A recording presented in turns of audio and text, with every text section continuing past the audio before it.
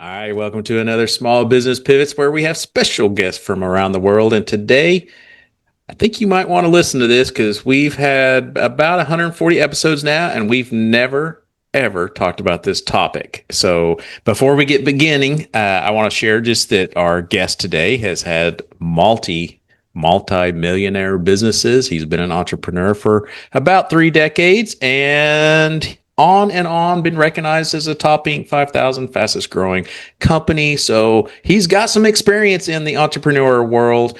But our listeners know that no one can say their name or the business like the business owner. So I let you introduce yourself and tell us a little bit about yourself. Sure. I'm Rich Kahn, CEO and co-founder of Anora.io. What can I say? I've always been a developer my whole life. In fact, I wrote my first game when I was 9 years old. I got published in Compute Gazette, for those of us that are old enough to remember that, when I was 12. Worked my way through college selling. So internet sales was like perfect for me. So Wow. here I am. Yeah, fantastic. Well, I'm glad there's people like you because, including myself, like I've mentioned earlier, I hadn't even heard of this. And you said you've been fighting it since about 2005, I thought you said. Yeah. Yeah, so this has been ongoing. And so it kind of needs to bring to the surface. We have talked about internet security and we've talked about IT security and, all those malwares and all that stuff, but not on the digital marketing side. So, is there any place you just want to start? Because it's we're all uneducated on this, so I'm sure there's some things that you really want our listeners to know first before we dive into the questions. Well, let's paint a bullseye on how big this topic really is. Um, I use this story once in a while, and it's kind of interesting. Like I'm a Shark Tank fan. I'm love entrepreneurs, love ingenuity, love seeing different ideas that come and people are passionate about. I'm into that. And when I watch it every now and again, I'll hear someone say, this industry is a $3 billion industry. I just want a little slice of the pie. This is a $4 billion industry. And so just to give you a paint of the picture, the digital marketing industry right now, as of 2024, I don't have 2025 numbers yet because they haven't come out yet, but as of 2024, spent over $700 billion in digital marketing. It was the first Wow. year that digital marketing exceeded traditional marketing. So now that's the digital marketing space. If we're in digital, we're spending money there, right? So by our conservative estimates, and a lot of different companies agree with us, some say more, some say less, but our conservative estimates, 140 billion is stolen by ad fraud. Wow. So when I hear these Shark Tank stories and they're like, it's a 3 billion, this is $140 billion loss. Wow. And there's a way to solve it, and but you can't ignore it. Like there's no longer, I always tell people there's no longer a question of if you have fraud. It's a question of how much fraud do you have. Hmm. Interesting. So for digital marketing, you're can you explain for the listeners, because a lot of small business owners, they're still not quite engaged in the capacity of digital marketing. So can we talk about what that includes first Yeah. overall? Yeah. So digital marketing is anything where you spend money online. So it can be Google, Facebook. So all your search, all your social networks, programmatic, connected TV, affiliate marketing, email marketing. Um, I think that covers most of the major channels. So those areas, like you know, especially with new entrepreneurs when they first get started, they want to be found on Google, right? So they want to have that earned traffic, as you call it, which is like SEO. So they always do SEO, which is important, but it's a long tail process, right? It takes months to develop an SEO plan that actually starts bringing in dollars. So as most entrepreneurs, we're antsy and we want to get to the bottom line faster. We want to start growing faster. So we pay for advertisement. So Google is probably one of the go-to places. Google, Facebook are one of the go-to places that people will start their digital marketing journey. And there's fraud there, but it's the first place people turn to. As you get bigger, you start adding on different channels, maybe do an affiliate marketing channel where you let people go out and spend their marketing dollars to drive in business to you, and then you pay them based on the business they bring in. And then if you really start to get big, then you'll start looking at the programmatic connected TV eras where there's lots of opportunity to get in front of people, um, and a lot more fraud. So basically anywhere that you're spending money on the digital side, not just like if you have a company page and you're posting or anything like that, or does that include any online presence? Pretty much any online presence. I mean, we've tracked it down to an average when we do traffic quality audits for our clients, right? Like before we engage in working together, we want to find out how big of a problem they have and does it financially make sense to work together. So what we do is a free traffic quality audit. And what we're looking to find out is how much fraud they have. And on average, we're catching 25% of their traffic is fraudulent on average. Wow. I mean, one in every $4 that they spend is being put in the center of a room and lit on fire, like just going nowhere. So our job is to find it, find out where they're getting their traffic, and then show them how using our software we can solve that problem. So does that include like followers and stuff that come on your page and they start following you? Because I know a lot of business owners have asked me, like, some of these names don't even look real. Stop paying for your followers. I I love mean, that. you know why? Because if you build a presence online, like you guys have, you got a podcast going and you put out good content, you build it, then the people will come, right? That's the old saying. Like you build a good product, you go put out good information. It takes time, but it'll eventually build out correctly. And again, entrepreneurs are antsy. They want things to happen quick. So they go to Fiverr and buy 10,000 followers on there and they don't realize they're buying fraud. Mm. So stop buying your followers, earn them. If you earn them when it comes to followers, that's the right way to do it. You still get some fraud mixed in there because it's just part of the ecosystem, but it won't be the lion's share of it. Well, let's talk about those followers real quick because I know a lot of business owners are automatically sold like, oh my gosh, I get these little onesies and twosie followers and I've got 10 this week and now I've got 25, but wow, I could sure use a few thousand.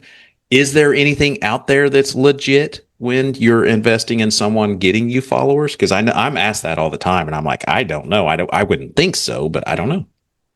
Yeah, it's going to be advertising, it's going to be digital advertising. You just can't go buy followers, like because that's where people get in trouble, right? Because they're going generally to Fiverr and they're, for $10 they can buy 1,000 followers and they're like, that's the way to grow, and it's Yeah. not the way to grow. But you can do advertisements on other, like podcasts. Like you can advertise if they're YouTube channels, you can actually advertise on YouTube to show your ad, your creative, your ad unit in front of like audiences. So if you're doing, for small businesses and my target small businesses, if you post your stuff on YouTube, I can actually advertise specifically on your channel when people look at your channel and I know it's the right audience looking at your channel because you got a good following, and now they're going to see my advertisement. That's how you earn or advertise to drive in real followers. It's the best way I've seen. I mean, I'm sure there's lots of shortcuts. I mean, I've been in the space for 30 something years, so I guess I'm old school at this point. You can tell by the company name. I don't have isolvefraud.com. That seems to be like the mantra most people have is like their domain name spells out what they do because it's SEO credit.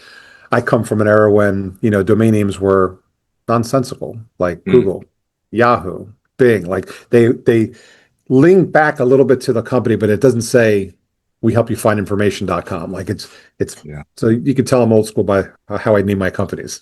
Wow. Interesting. So when you first got into this space, what were you doing then versus what you're doing now? And in other words, how has it evolved over time? Oh my God. Um, and we could talk all day about that, right? So let's paint the picture. From best research I could find, September 1st, 1991, the internet became publicly available. It's the first time everyone can connect to the internet. But it wasn't a point and click. There was no browser at the time. You had to be kind of a geek to know how to get around. It was all technical. It was all command line driven. I didn't get started until 93. Um, I was busy doing a lot of other things, and I learned about the connection because it wasn't really popular at the time. It was very like it was low key kind of deal. And once I learned about it, I was hooked. I'm like, you don't have to dial into people's modems anymore, and you don't have to do. I'm in. So I was so enthralled with the internet, and I'm not a writer. I started writing a newsletter, and what I did was I basically went around AOL news groups for those of you that remember those and said, "Hey, I'm writing a newsletter talking about what's going on with this internet thing. If you're interested, just reply back with your email address. I'll add you to the newsletter and I'll send it out." And I think it was about 6 months it took me. I had over 20,000 opt-in subscribers. Like Wow. back then, that was crazy. Yeah. So, and I had a lot of communication with my audience, and it was really cool. So I was just, I would just research, get my hands on magazines or whatever, I get my hands on, and I would just write up articles. Like this is the newest thing. Oh wow, there's a great new resource over here. Like this is how you get to it. Like describing how the internet was coming along, and I was just doing it for fun. And then what started the business was somebody turned around and says, "Hey, I see you got over 20, you just announced you had over 20,000 subscribers to this newsletter. Could I advertise in there?" Aha, I can make money doing this. Why not? Heck yeah.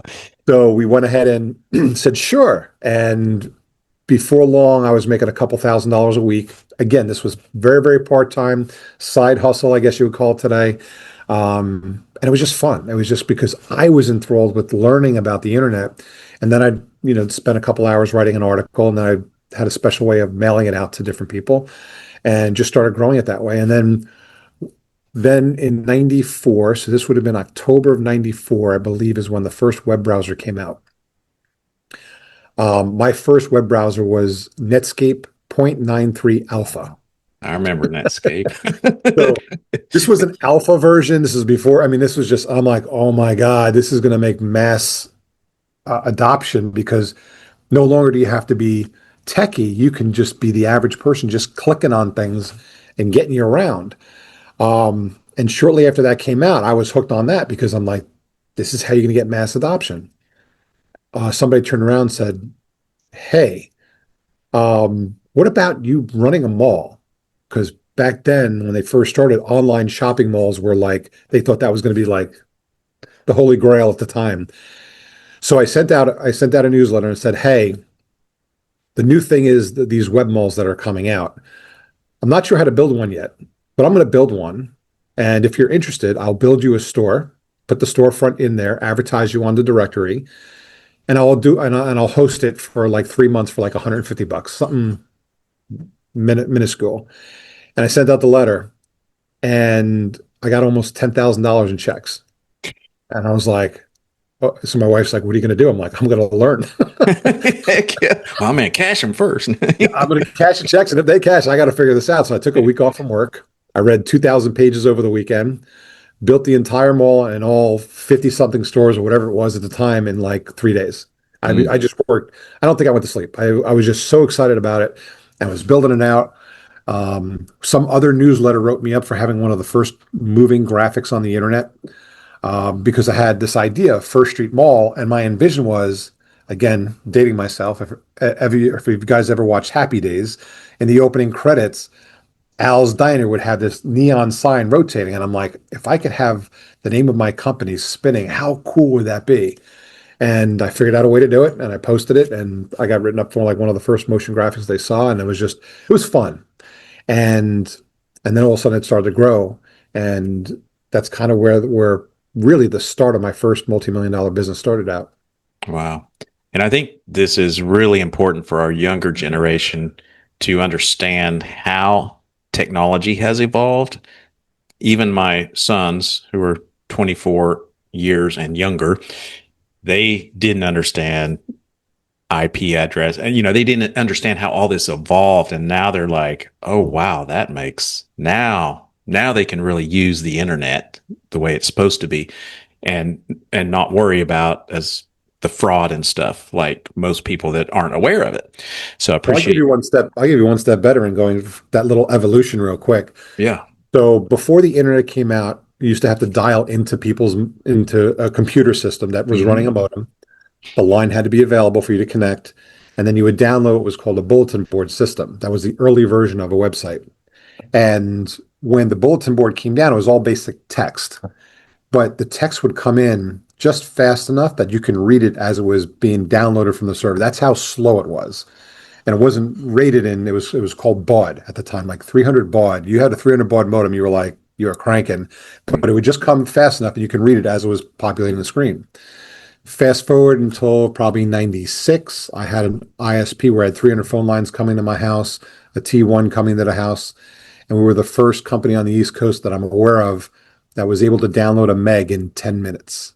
Oh my One goodness. meg. And I had Wow. had a client that was like, I got to be able to see this. Like, I want it for the speed. And we sat there and we timed it. It was like just under 10 minutes. And they're like, wow.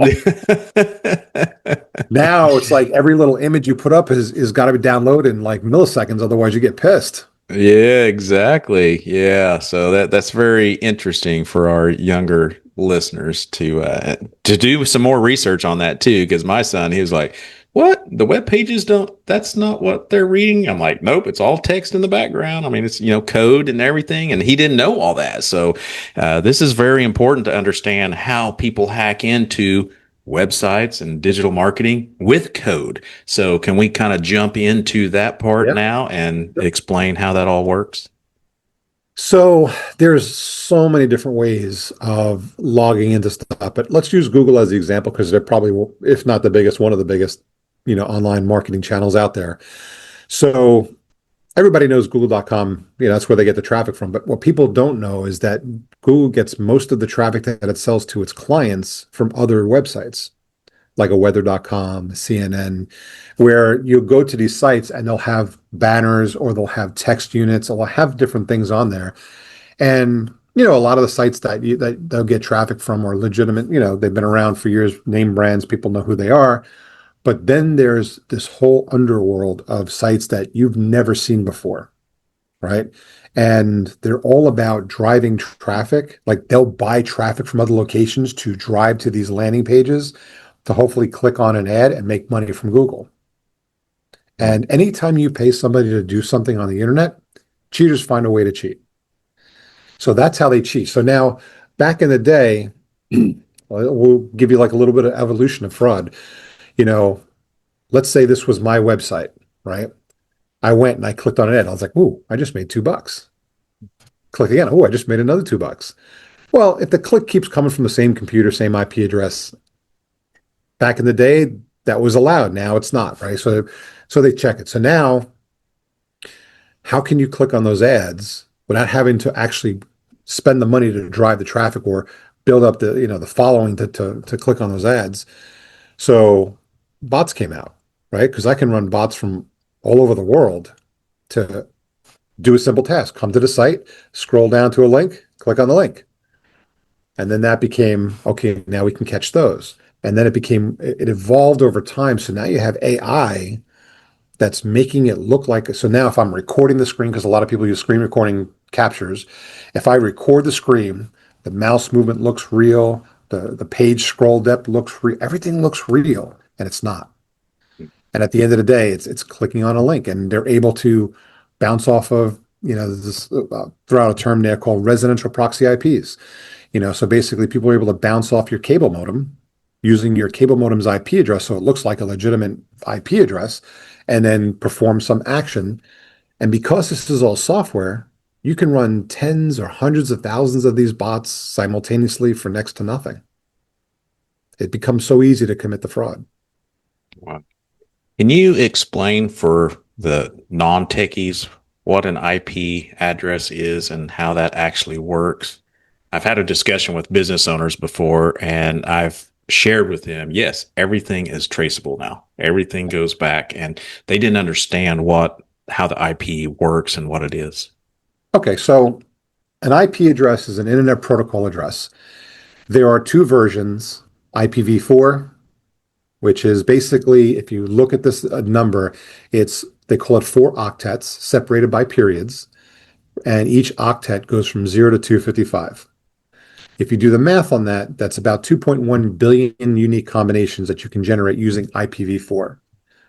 I'll leave the IPv6 for another discussion because that gets, I think, a little too much into the weeds. Anyway, so every computer on the internet, in order to communicate with each other, so in other words, you log on to a computer, in order for your computer to be recognized on the internet, it needs an address. So it knows where to send and receive data from. So when you connect to your ISP, they assign you an IP address. And that IP address says, as for this session that you're connected to the internet, this is you. so that if somebody wants to get to you, they can just type that address in and the system knows how to route to your computer. But this is important because you go to google.com, right? You don't know the IP address of Google. Google.com goes to what's called a DNS server, a domain name service, and it looks up google.com, finds the appropriate IP address, almost like a phone number, and sends your computer, which you have your own IP address, to that Google IP address. And to you, it just says google.com, but behind the scenes, the computers are communicating over the IP address location. They know, okay, I'm sending a request to Google, search for restaurants in my area. And then Google says, okay, I got to send this information. How do I get it back? Oh, I know his IP address. Let me send it back to the IP address. And that IP address is used to communicate. So anytime you connect to the internet, you have an IP address. And at that point in time, if I log into Verizon, right, that's my ISP. If I log into Verizon and I'm giving it an IP address, and just for simple sake, we'll call it 1.1.1.1, right? 4 octets separated by periods. Verizon knows my username, my account information, everything I used to log in, and the time frame that I was currently using that IP address. So if I was to commit fraud of any kind, and somebody said, I have fraud being committed by 1.1.1.1, I can look it up. Oh, Verizon owns that. I can then subpoena Verizon for the records and find out, hey, it was Rich Kahn. So that becomes a problem. Everybody's trackable, everybody's traceable. This is how everybody works, right? Fraudsters know this. So they hide themselves. They bounce off of different IP addresses. So there's, without getting too technical, because like I said, the audience, I don't want to go, we're not a tech crowd here, so we'll keep it light. But I know a way where I can bounce off of, let's say, Michael's IP address. I can hack into his cable modem, bounce off his IP address, commit my fraud, and disappear, and nobody's going to find me because they think Michael committed fraud. Yeah. So it becomes a bigger problem. But every IP address out there is traceable. It's amazing how our conversation just keeps leading into explaining how this works. So when you're in the world of finding fraud, explain what your company does and how it works. Sure. So I have an example that I talk to people about when I try to explain it. So when you connect to a website, we have a piece of code that runs and scans your machine for over 800 data points. So I'm getting hardware, software, plugins, anything and everything that I can grab. I know how that data is supposed to look, how that data interacts with each other, and based on that information, I can give a real answer.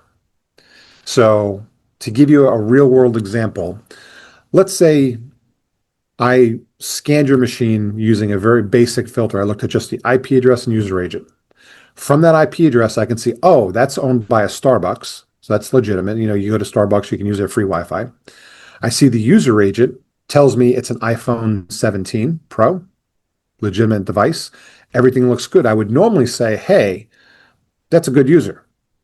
Our software comes in, scans that device and says, wow, this iPhone has no touchscreen. Every iPhone ever created has touchscreen. So we're looking at that level of detail, and I can say, wow, this claims to be an iPhone, has no touchscreen. What else can I find with the other 800 data points that this doesn't look right? And so if I get enough information confirming, I can say, this is fraudulent. It's always interesting. Now, does this apply to anything that's recording numbers? In other words, like podcast. I've seen where people go, I was getting about 50 downloads and then all of a sudden one day I got 580 and I don't know what's going on. So are people using it across the board on the internet to these bots to just inflate numbers and mess with people? There's always a reason for it. I don't know all the reasons, right? I just know I can tell if it's a real person or not. And like I said, maybe that podcast was having a commercial air and somebody wanted to, spike up the numbers to make more. Usually it's not the podcaster, right? They're, I believe the good in everybody. I'm sure there's some podcasters out there that are just jacking up their numbers just so they can sell more ads or whatever they're trying to accomplish. But generally speaking, I believe the good in people, and I believe that they're not trying to do anything wrong. It's just how they advertise. They may be advertising in a spot where, hey, if I advertise on this channel, they promise me I'm going to have more followers, and that channel might be laden with fraud, knowing that the end KPI, the key performance indicator, is to drive in more viewers. So that bot knows to, hey, I got to jack up the viewers to make it look like my marketing's working. And that's where the fraud comes in. And like, again, every channel, every place where fraud's involved could be for different purposes. Generally speaking, fraud is committed to make money in some fashion, whether it's direct or indirectly. And it's just a matter of knowing the channel really well and running through it with a mind of like a fraudster. Like, if I was going to try to defraud the system, why would I do it and how would I do it? And you can eventually come down to a point of, hey, this is what's going on. So we introduce AI in this world of havoc. I would think that it's made it easier for hackers and harder for people like yourself, or maybe not true. What are It's a your thoughts? combination of both because both sides have the same tool, right? Both sides have AI. So we get to use AI to help us, iterate our software faster. They get AI to iterate their software faster. I'll give you an example. In Q3 last year was one of the biggest AI assisted bot attacks I've ever seen. It hit a certain vertical. We had clients in and we saw it hit. It was so advanced, it took us 3 months to solve that issue. We had to revamp our entire process because we saw what they were doing. We knew how to solve it, but we had to rewrite our software to secure certain things and allow us to be um, protected and protect our clients for years to come. So rather than just doing a quick fix, this required a whole new rewrite of our entire software. So our team got together, worked night and day, and resolved the issue. And end of Q4, we rolled out this new update, and we're catching stuff that nobody's catching right now, which is awesome. So keeps us ahead Excellent. of the competition, which is always a good thing. Absolutely. Well, this question may be subjective. So, do you feel like most people like yourself and other companies are doing their best, and FBI, all these people that are trying to track these scammers, are they working just as hard trying to keep up with them, or are they actually trying to find them and persecute them, or is there just too many of them that we just want to try to keep people safe? We can't find them. I have a couple of competitors in the space, one or two in particular, where they're always trying to make an example, trying to find, I mean, really trying to find who's doing it and try to shut their operation down. And I kind of laughed at one of their findings. Like, they made this big deal about it. They were at some of the big shows talking about this new fraud find, and they were able to shut down $5 million a year in fraud. And I laughed. I said, it is a $140 billion problem. $5 million is a drop in the bucket. You shut them off. Whoever was funding them just opened up another shop, two doors down. And, so the biggest problem is we have very strong privacy laws in our country. Everything's about privacy. Everybody wants privacy. Nobody wants to be, but that also protects the fraudsters because the same laws that protect you and I, because we want to keep our privacy protected, protects them as well. So for us, we're a relatively small company, but we're beating some of the big companies in the industry with our technology. And we're able to do that because we're focused on one thing, solving the problem, keeping fraud off our clients' networks. Trying to chase down these people would take a lot more resources. And at the end of the day, what are you really stopping? Like, it's such a big problem. You're better off just protecting your clients so well that fraudsters try and try and try and then say, I give up, I'll go somewhere else. It's kind of like, I use the old saying, I think it's ADT had the commercial out, right? They had the commercial out where you put the sign on the property that says protected by ADT, and a burglar comes up and says, they're such a hard system. I'm just going to go next door. They don't have it. Yeah. Just they realize they got the protection. They don't even want to try. They just go to the next guy on the block. Yeah, they've been talking about that in a neighborhood by my neighborhood where they're like, if you leave your doors unlocked, you are going to get things stolen out of your car. Most of the time, if it's locked, they're going to go to the next car that's not. Yeah, same So thing. yeah, great example, great example. Well, you've built some pretty massive companies here. Most of our listeners are probably doing less than 500,000 or so, and they're stuck. And so, any insights, advice of how you've gotten to that next level that would help our listeners as well? Well, I'll give you a little story. I like stories. I A lot of the stuff that I've created over time, when I decided to launch it, and I'll just use Anora for example. We launched Anora as a state. We actually built Anora in 2005 when nothing existed because I knew what the problem was. I had seen fraud before in the past. And I remember saying, look, I just want to license a fraud solution, bolt it onto my platform, and just go about my business. And in 2005, nothing existed because the first commercially available fraud solution didn't come out until late 2008, 2009. So I had no choice. I built it myself, and then it was working great for us. We're just cranking along, doing our thing. And then I had the bright idea, we got a lot of people asking to use this software outside of our network. We should maybe consider that. So in long story short, we launched it in 2017. Meanwhile, the first one came out almost 10 years prior. It wasn't new.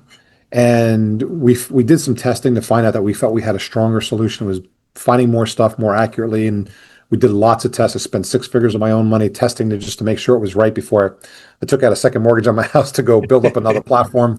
So you do all this work and you look at it and it's like, okay, what made me successful? So you know what? We launched this product. We're like, this is a great product, but it doesn't sell itself, right? Nothing sells itself. You got to get out there. You got to compete. There's billions of websites out there. How do you compete? So I sat down there and I was the obviously the first salesperson in the company because you don't have any money at that time and you're just I got a proof of concept. Proof of concept for a SaaS solution is $1 million a year in business. How do I get there? And I had at the time I had about 2,000 followers on LinkedIn or connections I had on LinkedIn, and I personally emailed every one of them. Like I worked all day long. I got home, had dinner with the family, sat down in my basement, and started emailing. I wouldn't leave until I emailed at least 100 people a night just saying, hey, I've got this new solution, would love you to test it out, give me your feedback, start that initial process. And you just gotta, I don't want to say will it into existence, but you got to really work hard in the very beginning because there's that old saying that first million is the hardest to make. And that's so true because you're trying to, once you get $1 million in business under you, you've got clients, you got testimonies, you got social proof that you can take to the next group of clients and grow to the next level. That's all available, but it's not available on day one when you're trying to get that first client. Their first question is, do you have any case studies? I don't know who you are. Can I talk to one of your clients? And you're like, no, I don't have any. Right. Can't do that. It doesn't work. Yeah. So that's the hardest part. And you just got to really work through that. And just know that you're doing the right thing. You got to believe in the product. You got to know you have a good product. Do some market fit analysis to make sure that you're solving the problem, and then you got to go get somebody to believe enough in you to give you some money. And you just got to. It's just hours. You got to put the hours in. Yeah. Put the reps in. And it sounds like relationships are kind of what you were building in the beginning. Because I see so many business owners when they come to us, I'm like, well, where are you spending your time? Sales are down. Where are you spending your time? And they're doing TikTok videos and dabbling on their website and fixing this word and that word. And I'm like, you should be out having a coffee because someone can say yes right now versus whenever or if they ever find your website or that video, they might say yes then. So you're kind of going back to the old school of doing the grind, reaching out, personal conversations. Did you do that with most of your businesses? In fact, every one of them. We've always done trade shows where you're face to face with people. You put the computer aside and you're having conversations.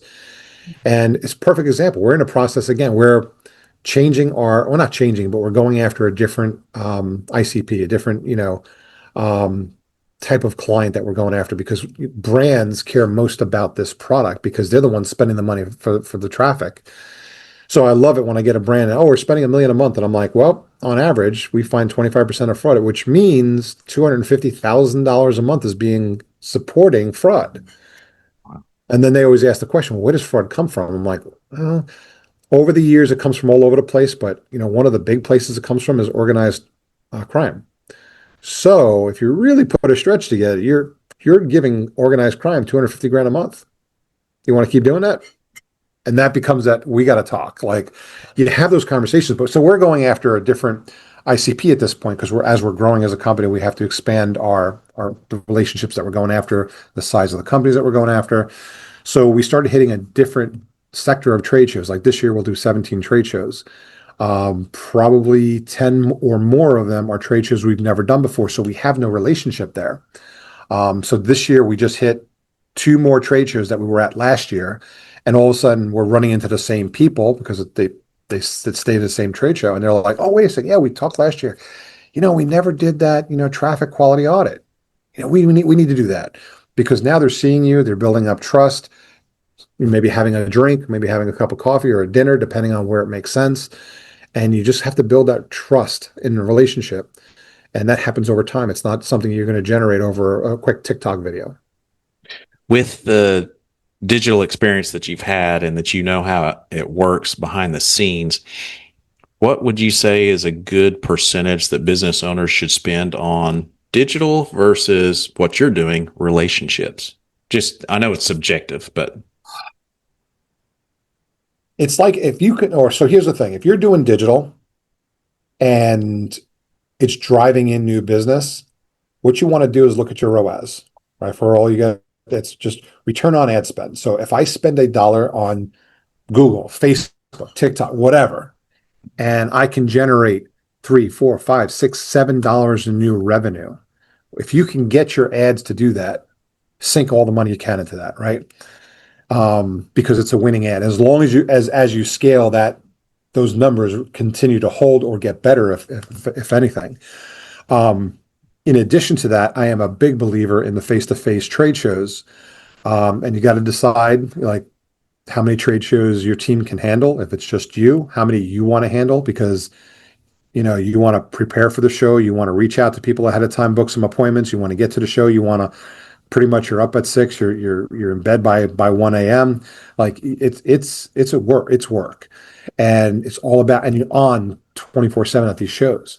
And the show is usually 3 or 4 days long. So how many shows do you want to do a month? How many shows do you want to do a week? Like I know some people that do 50 trade shows a year. I'm like, I don't know how you do it. I mean, I'm tired after, last year I did, I think 16 trade shows. I mean, I was exhausted. that But that's that's a lot of I work. still believe it's you want to do both. And the spend is going to come down to what's working for you. Because in the beginning, when you don't have a lot of money, every dollar is precious. Every dollar you spend, you want to spend it in an area that's going to produce some revenue. So if you get some really good hits, some good ads that are producing a good ROAS, you want to milk that as much as you can because that's the fastest way to get there.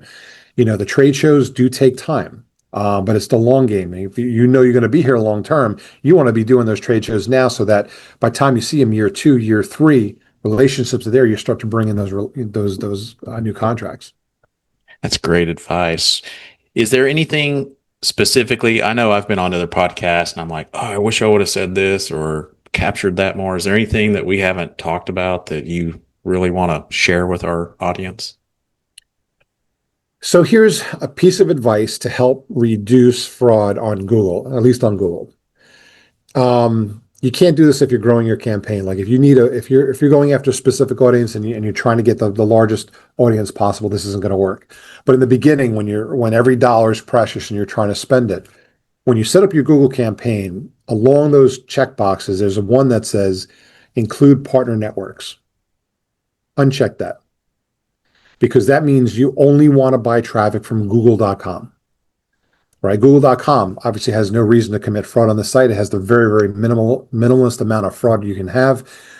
But again, it's good if your budget's small. Once your budget starts to get to a certain level, that technique won't work anymore. You're going to need to use a solution like Anora to help you mitigate and reduce fraud while you're getting the broader audience.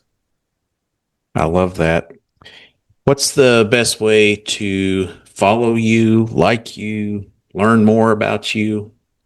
Since I am a big believer in business relationships, LinkedIn is my social media of choice.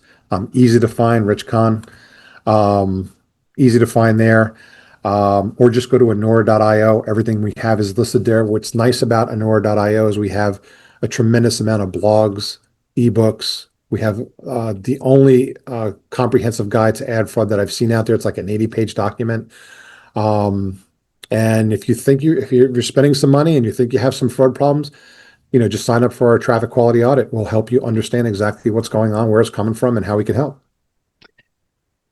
Reminds me of a question I meant to ask earlier. What is it like to work with a company like yours? Is it like a retainer each month and you just monitor the website every minute, every day, or is it where you do this analysis once a month? How does that work? So it's a retainer based, it's a SaaS based solution, right? So there's a retainer based on the amount of visitors that we're scanning. So the more visitors you scan, the cheaper per scan it gets. So it scales nicely. Um, but essentially, what we're doing is we're scanning your stuff in real time, keeping tabs on all that information. But then we also allow real time actions.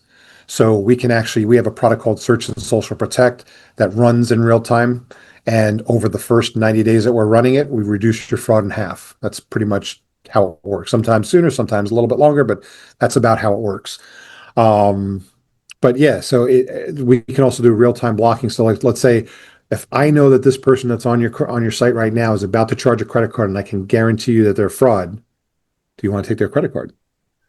Probably not. We can block the credit card from being entered at that point. So depending on what our clients want, like we always tell clients, okay, I can tell you very quickly in real time if they're real or not. What do you want to do with them once you know they're not? And then clients do different things. Don't fill out my form. Don't flood my CRM. Don't let them charge a credit card. Don't let them log into my system. We were working with ADT. They were basically having people logging in, hacking people's user accounts and then changing where the direct deposit went. But we can identify that before they even log into the system. So we can help situations like that. So you just catch them, and then it's up to the user to decide what to do with They that. make the business decision as to what they want to do, and then we can help them, customize the code to do that for them. So this Very way, cool. Very all they got to cool. do is deploy code, and everything's hands off. I encourage our listeners to go check it out. I always end with one last question. If you're in front of an audience of business owners, different industries, different sizes, what's one last bit of applicable advice? It could be a quote, it could be a book, it could be just something you've learned that you'd like to share with all of them. One of my favorite books is How to Win Friends and Influence People by Dale Carnegie. I mean, you can't go wrong with that book. And unfortunately, like I talk to a lot of people. Yep, there you I go. carry it with me everywhere in my briefcase. It's a great book. And it really it teaches you how to talk to people and get people to like you. And just be more effective and again, this is going to be useful at trade shows. It's going to be useful of, let's face it, most software demos are done over Zoom at this stage or some type of video conferencing. And you want the person on the other end to like you, in salesmanship, sales 101, get them to like you first. Yeah, Or sell yourself. So that's a great book for that. So if you haven't absolutely. read that book, I'd be shocked, but that's the book to read. Yeah, there's still people I talk to that haven't. I'm like, well, if this is the best sales book, it's the best personal development book, it's just the best all around book from cover to Yep. cover, I think. So I agree with you. You've been a blessing to many. Appreciate you and wish you continued success. Appreciate it. Thanks for having me on today. My pleasure. Thank you for listening to Small Business Pivots. This podcast is created and produced by my company, Boss. Our business is growing yours. Boss offers flexible business loans with business coaching support. Apply in minutes and get approved and funded in as little as 24 to 48 hours at businessownershipsimplified.com. If you're enjoying this podcast, don't forget to hit the subscribe button and share it as well. If you need help growing your business, email me at michael@michaeldmorrison.com. We'll see you next time on Small Business Pivots.